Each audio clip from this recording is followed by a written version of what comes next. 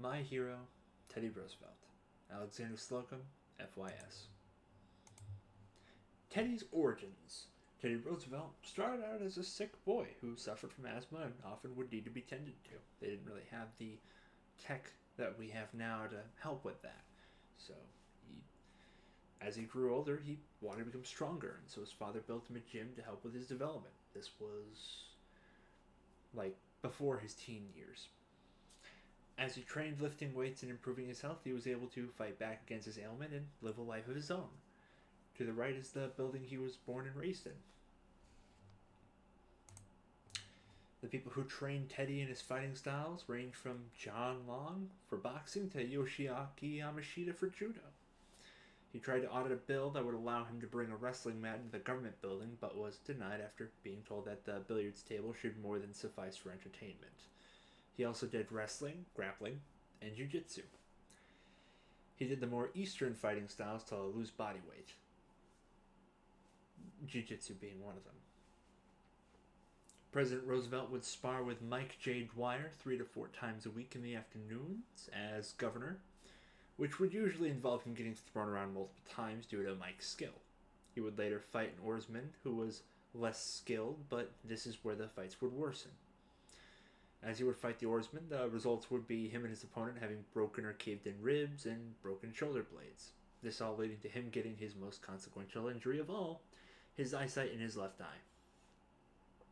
He did all these things throughout his young years, college, and later presidency until he took a punch to the eye that caused severe hemorrhaging and eventually a detached retina.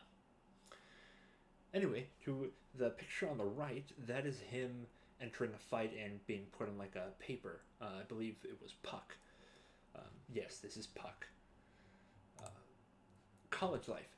In Teddy's college life at Harvard, he made a fraternity called Phi Beta Kappa. He met the love of his life, Alice Roosevelt, at Harvard. He was not much of a scholar originally, and the classes he did the worst in were public speaking and writing. He was part of tons of clubs and groups in college, including but not limited to the OK Society, Harvard Athletic Association, and the Glee Club. Yes, this is him looking like that. It's not the most. I mean, it's a picture. Political success. He helped mediate the Russo-Japanese War by reaching a gentleman's agreement with the two countries, which won him the Nobel Peace Prize. During one of his speeches, he took a bullet to the shoulder and said, "Ladies and gentlemen, I don't know whether you fully understand that I have just been shot, but it takes more than that to kill a bull moose." He was also the youngest president to be elected, being at the age of 42. As president, he created the Square Deal as a response to the revolt in the mines by threatening the mine owners and forcing them to negotiate fair business practices. This also was used for natural resources and better sanitation for meatpacking industries, as well as job payments and the like. Hence why So, let the watchwords of all our people be the old familiar watchwords of honesty, decency, fair dealing, and common sense. We must treat each man on his worth and merits as a man. We must see that each is given a square deal because he is entitled to no more and should receive no less. The welfare of each of us is dependent fundamentally upon the welfare of all of us. New York State Fair, Syracuse, September 7th, 1903. Teddy Roosevelt. Death. After one of his sons died in France during the war, it is believed that the sickness he had, plus his grief for his loved one, is what took him down. At the age of 60, he died in his sleep. After his death, many of the actions he did in and out of politics has had an effect that still exists to this day, hence the Square Deal I mentioned earlier.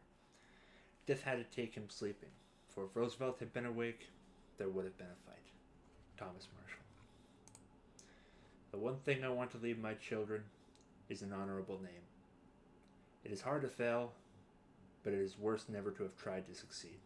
Chicago, Illinois, April 10th, 1899. Theodore Roosevelt.